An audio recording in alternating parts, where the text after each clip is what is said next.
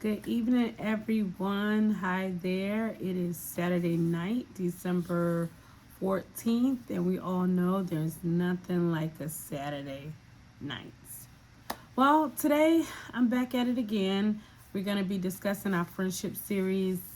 And so, in this video, there's going to be three critical communication components of true friendship. So this video will explain some of the most important communication styles to be considered in order to form and maintain a healthy friendship. Follow me on TikTok at connected_to_the_vine. So we all know that the foundation of any great relationship is communication. Critical, right? So we're going to discuss three foundational communication styles that we must be mindful and aware of when building and connecting and forming any type of friendship or relationship. Doesn't matter which one. I say relationship, it could be a working relationship. So these are critical components to keep in mind. So we're going to discuss not being critical, not condemning, or complaining. So instead of criticizing, what you don't want to do is criticize when you're having a conversation with someone. You want to listen more instead of criticizing, and listen with understanding. Listen to understand a person before you criticize them, and especially if you don't know what they mean by what they're saying, you're going to ask clarifying questions. Don't assume that you know what the person meant by what they were trying to convey. Talk to the person and not at them. So that's important. So, because that could come off as criticizing.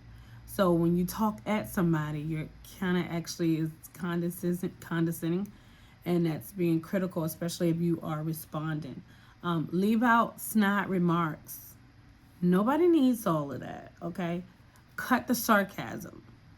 Again, this is your friend or a relationship that you are establishing. So why would you want to come across negative?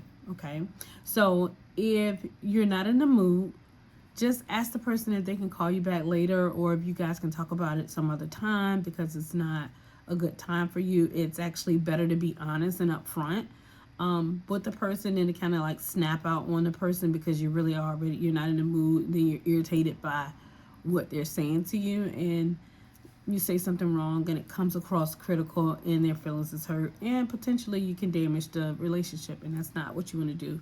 The overall goal here is to establish friendships, right? So we want to be mindful in our speech. Next up, don't condemn.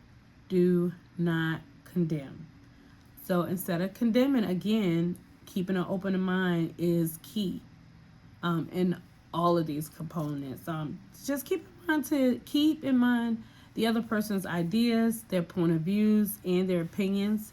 Open your mind to their way of thinking. It may be different from yours, but hey, explore their world. See what they're talking about, what they're into. If you don't agree with what they're saying, you can politely find other non-harmful ways to communicate to them. Like, for example, saying, I don't know about that. Let me get back to you on that one. So let's also say, for example, like you have a friend, right, that's in a domestic violence relationship, and she comes to you after just being badly beaten by her abuser.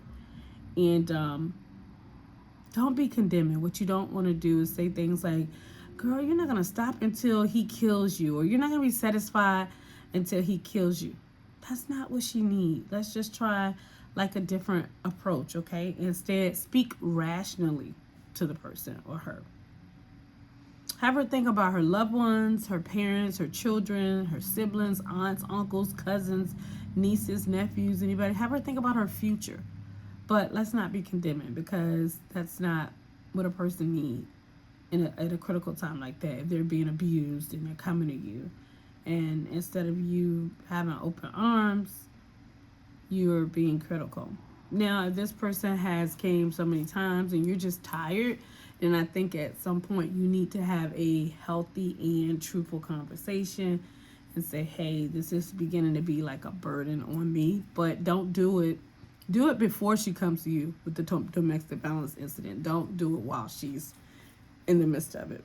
And just have a healthy conversation. Let them know, like, it's, hey, I love you. I don't want to see you go through this. This is just too much on me. Maybe, refer her to a counselor and let her know that she can seek counseling, that your doors is always open, but it's beginning to take a toll on you. So it's another way that you can find a healthy way to communicate than condemning. So that was the point there.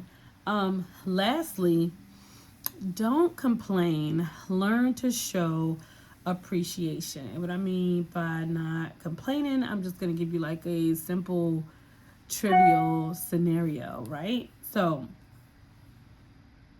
let's just say you don't have a vehicle, right? And someone is picking you up for church or for work, but that person is always late, right? And it's just, we know that it's an inconvenience to you, right? And not only that, not only are they always late when you all get to the event or the venue, they're parking way in the back of the parking lot. Ouch. So for you, wear comfortable shoes, okay? Don't complain. Be prepared for that. Also, find a nicer way to ask the person, like, or suggest, like, do you think it's a better way that we can come up with a solution on how to get to our events on time, such as me staying on the phone with you while you pick out your clothes and iron your clothes, or if you're running around, if you got some running around to do, I'll send you a text and I'll remind you. But hey, let's try to get that together so that we're not late, for the event. So is there anything that I can do to help you out? But don't complain like, oh, we're always late. Just try a healthier approach to it, even though, yeah, it is the truth and that does suck. Nobody wants to be late to an event, but just try to find a healthy way to communicate to the person, a better way or a better strategy that you can either help them come up with, or a suggestion that they could come up with, so that you guys can be on time at the next few venues. So that's it. I'm going to keep it really basic. Today, short, sweet, and simple. I hope you enjoyed the video. Also, subscribe to my YouTube channel at thekalilaconnection.com and follow me on X, kingdom_chick. As always, be kind.